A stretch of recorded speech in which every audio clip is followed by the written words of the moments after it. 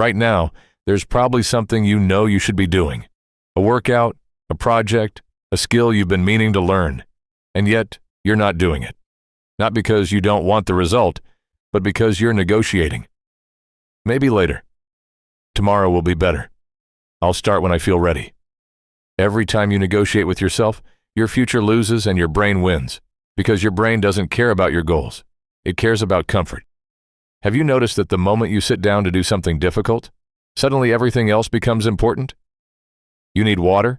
You should clean your desk, maybe check Instagram, maybe watch one quick video. It's not laziness, it's psychology. Your brain sees uncertainty and discomfort as threats, and threats are meant to be avoided.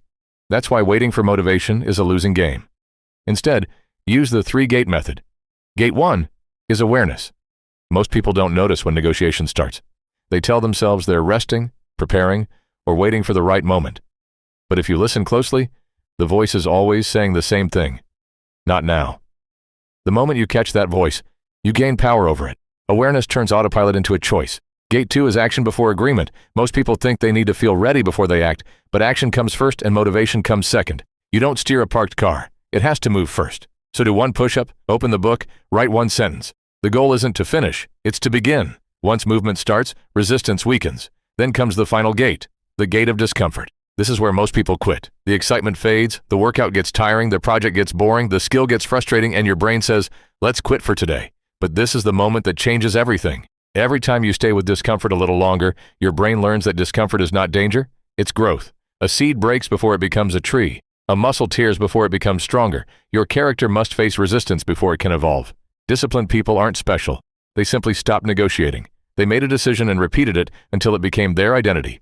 That's the truth. You don't become disciplined by doing disciplined things. You become disciplined when you stop debating every action.